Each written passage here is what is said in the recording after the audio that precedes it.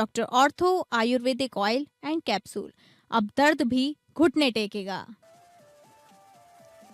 America ने Iran पर बड़ा हवाई हमला किया। होर्मुज को लेकर भी दी चेतावनी। ईरान की घेराबंदी तेज, खाड़ी क्षेत्र में भेजे 2500 मरीन सैनिक।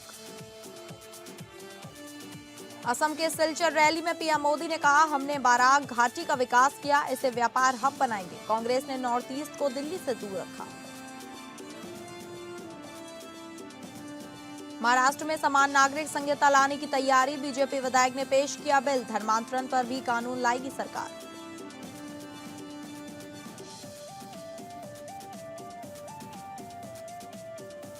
नमस्कार, आप सभी का स्वागत है टॉप अपडेट्स में और मैं हूं आपके साथ अंकिता सिंह। शुरुआत करेंगे टॉप अपडेट्स की।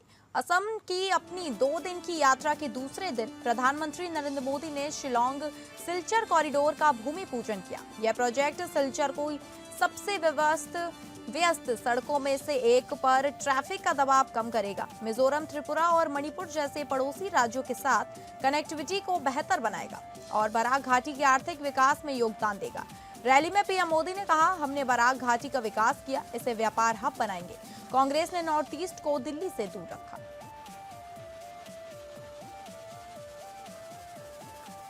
पश्चिम एशिया में बढ़ते तनाव के बीच अमेरिका ने ईरान के एक अहम ठिकाने पर बड़ा हवाई हमला किया है। अमेरिका के राष्ट्रपति डोनाल्ड ट्रंप ने दावा किया है कि अमेरिकी सेना ने ईरान के खार्ग द्वीप पर बड़े पैमाने पर बमबारी कर वहां मौजूद सभी सैन्य ठिकानों को पूरी तरह नष्ट कर दिया।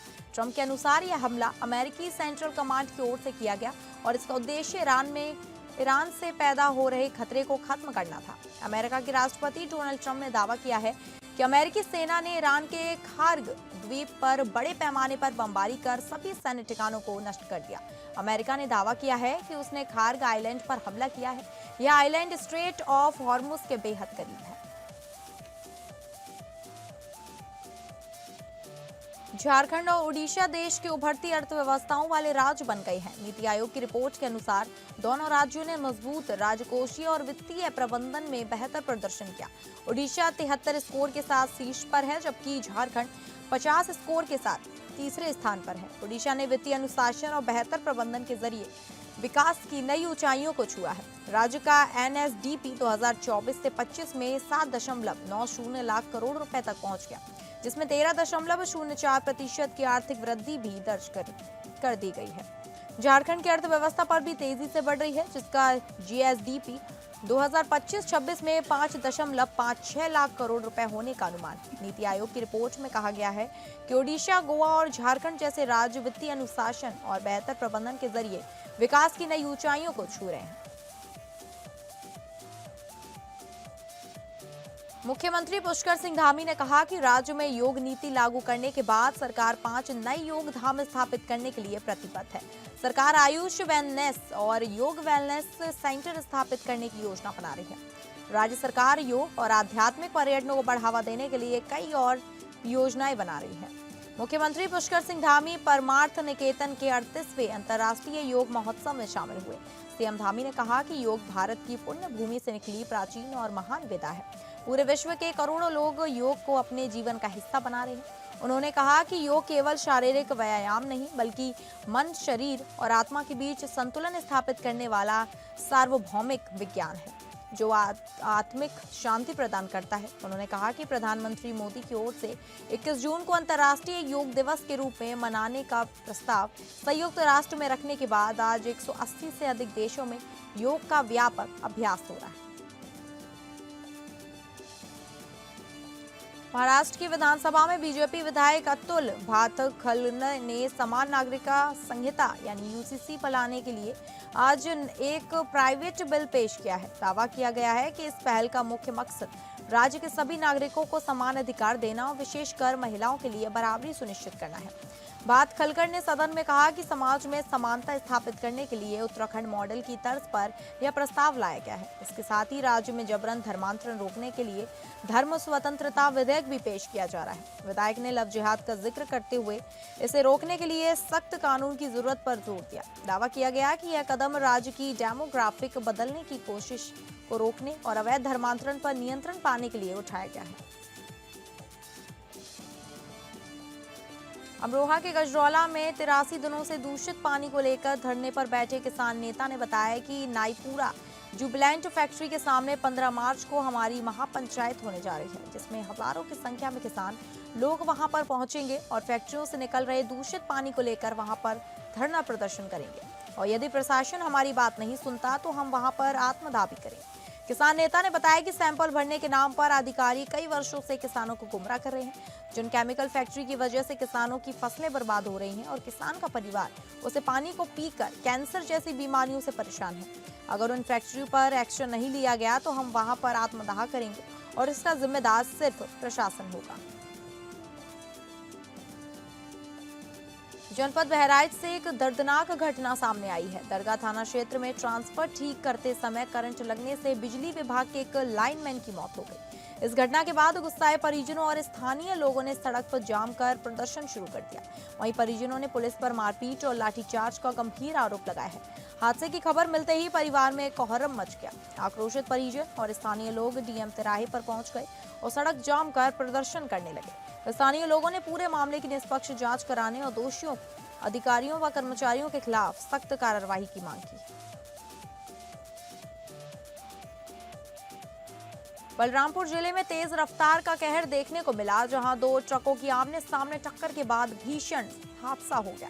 टक्कर के बाद एक ट्रक में आग लग गई, जिसमें चालक की जिंदा जलकर दर्दनाक मौत हो गई, जबकि दूसरे ट्रक का चालक गंभीर रूप से घायल हो गया। टक्कर इतनी जबरदस्त थी कि क्लिंकर लोड ट्रक में तुरंत आग लग गई और कुछ ही देर में पूरा ट्रक आग की चपेट में आ गया। आग लगने से ट्रक चालक बाहर नहीं निकल सका और वह जिंदा जल गया। घटना की सूचना मिलते ही दमकल विभाग की टीम मौके पर पहुंची और कड़ी मशक्कत के बाद आग पर काबू पाया गया। बताया जा रहा है कि यह दर्दनाक हादसा त्रिकुंडा थाना क्षेत्र के महूली के पास हुआ। फिलहाल पुलिस मौके पर पहुंचकर मामले की जांच में जुट गई। सेंट्रल नोएडा की बिसरख थाना पुलिस ने नौकरी दिलाने के नाम पर ठगी करने वाले गिरोह का पर्दाफाश किया है। पुलिस ने इस मामले में 3 शातिर आरोपियों को गिरफ्तार किया है, जो मल्टीनेशनल कंपनियों में नौकरी दिलाने का झांसा देकर लोगों से धोखाधड़ी करते थे। पुलिस जांच में सामने आया है कि आरोपी साइट के माध्यम से बेरोजगार युवाओं को एमएनसी कंपनियों में नौकरी दिलाने का लालच देते थे। इसके बाद फर्जी जॉब ऑफर लेटर तैयार कर उनसे पैसे ऐंठ लेते थे। फिलहाल पुलिस आरोपियों से पूछताछ कर रही है और यह पता लगाने का प्रयास किया जा रहा है कि इस गिरोह ने अब तक कितने लोगों को अपना शिकार बनाया है। हरदोई जिले के संडीला क्षेत्र में घरेलू कुकिंग गैस की कालाबाजारी का बड़ा मामला सामने आया। पूर्ति विभाग, राजस्व विभाग और पुलिस की संयुक्त टीम ने संडीला स्थित हिंदुस्तान पेट्रोलियम गैस एजेंसी पर छापेमारी कर अनियमितताओं का खुलासा किया।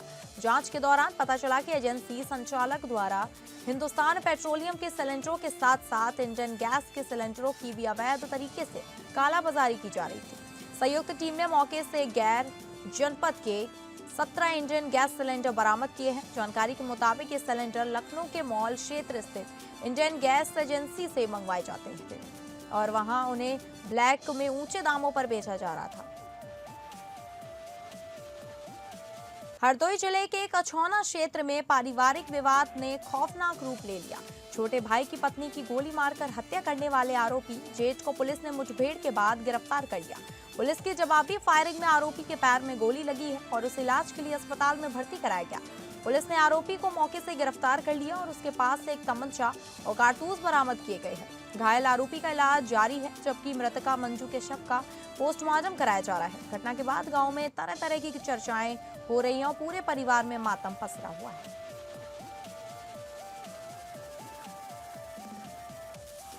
जौनपुर जनपद में उप निरीक्षक नागरिक पुलिस एवं समकक्ष पदों पर सीधी भर्ती परीक्षा को लेकर प्रशासन ने व्यापक तैयारियां पूरी कर ली हैं।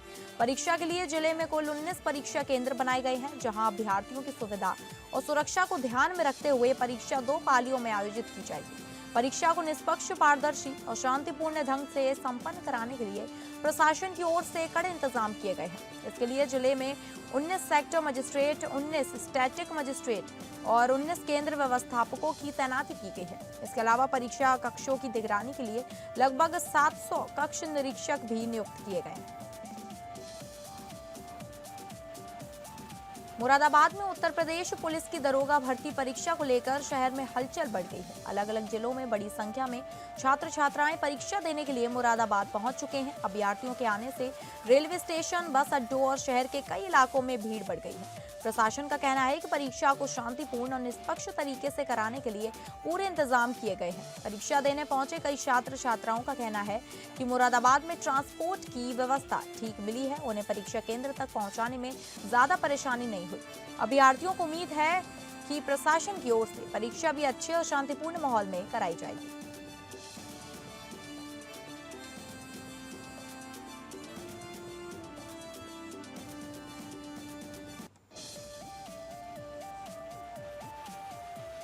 मिडिल ईस्ट में जारी युद्ध लगातार तेज होता जा रहा है और अब यह युद्ध 15वें दिन में प्रवेश कर चुका है। युद्ध के चलते पूरे क्षेत्र में तनाव और तबाही का माहौल है। इस संघर्ष का असर अब भारत में भी देखने को मिल रहा है। कई शहरों में लोग एलपीजी सिलेंडर लेने के लिए गैस एजेंसियों के बाहर कतारों में खड़े दिखाई दे रहे हैं। इस मुद्दे को लेकर विपक्ष ने केंद्र सरकार पर निशाना साधा है। हालांकि सरकार का कहना है कि देश में ईंधन का पर्याप्त भंडार मौजूद है और लोगों को किसी तरह की घबराहट में आने की जरूरत नहीं है। विपक्ष ने इस मुद्दे को लेकर सरकार पर हमला बोला है। हालांकि भाजपा के प्रवक्ताओं का कहना है कि देश में एलपीजी और अन्य ईंधन का पर्याप्त स्टॉक मौजूद है। बहजोई क्षेत्र से एक वीडियो सोशल मीडिया पर तेजी से वायरल हो रहा है, जिसमें एक निजी रिसोर्ट में बार बालिकाओं द्वारा अश्लील डांस किए जाने का मामला सामने आया। वीडियो में बार बालाएं युवकों की गोद में बैठकर डांस करती नजर आ रही हैं, जबकि कई युवक उन पर जमकर रुपए लुटाते दिखाई दे रहे हैं। गौरतलब है कि त्योहारों को देखते हुए जिले में धारा 163 लागू है। ऐसे में इन तरह के आयोजन ने प्रशासनिक व्यवस्था पर भी सवाल खड़े कर दिए हैं। सोशल मीडिया पर वीडियो वायरल होने के बाद अब लोगों की नजर प्रशासन की कार्रवाई पर टिकी हुई है।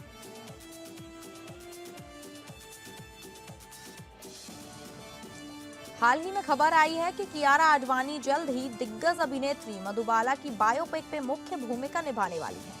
यह फिल्म भारतीय सिनेमा के स्वर्णिम दौर की सबसे लोकप्रिय और खूबसूरत अभिनेत्रियों में से एक मधुबाला के जीवन पर आधारित है। रिपोर्ट्स के अनुसार फिल्म में उनके करियर, निजी जीवन और संघर्षों को विस्तार से दिखाया जाएगा। मेकर्स का कहना है कि फिल्म का उद्देश्य नई पीढ़ी को मधुबाला की विरासत से परिचित कराना है। कियारा आडवाणी इस रोल के लिए काफी उत्साहित है और कहा जा रहा है कि वह इस किरदार के लिए विशेष तैयारी भी कर रहे हैं। फिल्म की कहानी मधुबाला की शुरुआती सफलता, उनकी फिल्मों की लोकप्रियता और निजी जीवन की चुनौतियों को भी सामने लाएगी।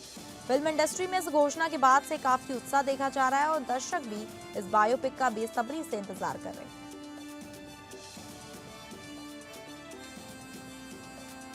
बॉलीवुड अभिनेता विक्रांत मैसी ने हाल ही में अपने अभिनय करियर के बारे में खुलकर बात की। उन्होंने बताया कि वह किसी औपचारिक अभिनय स्कूल से प्रशिक्षित नहीं है, बल्कि उन्होंने लोगों को देखकर और जीवन के अनुभवों से अभिनय सीखा है। विक्रांत का कहना है कि वास्तविक जीवन की परिस्थितियां और अलग अलग लोगों का व्यवहार समझना ही उनके लिए सबसे बड़ी ट्रेनिंग रहा। उन्होंने बताया कि छोटे छोटे किरदारों से शुरुआत करके उन्होंने धीरे धीरे अपनी पहचान बनाई। आज विक्रांत मैसी को उनकी प्राकृतिक और संवेदनशील अभिनय शैली के लिए माना जाता है। दर्शकों और आलोचकों दोनों ने उनके काम की सराहना की। उन्होंने कहा कि अभिनय में ईमानदारी और निरंतर सीखना सबसे महत्वपूर्ण है। उनका मानना है कि कलाकार को हर किरदार को एक नए अनुभव की तरह लेना चाहिए, तभी वह दर्शकों से जुड़ पाता है और यादगार प्रदर्शन दे पाता है।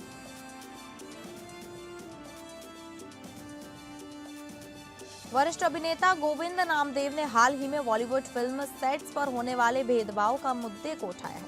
उन्होंने कहा कि कई बार सेट पर बड़े सितारे और अन्य कलाकारों के बीच सुविधाओं और व्यवहार में स्पष्ट अंतर देखा जाता है। गोविंद नामदेव के अनुसार कुछ जगहों पर कलाकारों और तकनीकी टीम के लिए भोजन और सुविधाएं अलग अलग स्तर की जाती हैं। उनका मानना है कि फिल्म निर्माण एक सामूहिक प्रयास होता है, इसलिए सभी को समान सम्मान मिलना चाहिए। उनके इस बयान के बाद फिल्म इंडस्ट्री में चर्चाएं तेज हो गई हैं। कई कलाकारों और फिल्म कर्मियों ने भी इस मुद्दे पर अपनी राय रखी है। गोविंद नामदेव का कहना है कि बदलाव तभी आएगा जब पूरी इंडस्ट्री मिलकर समानता और सम्मान की संस्कृति को बढ़ावा दे।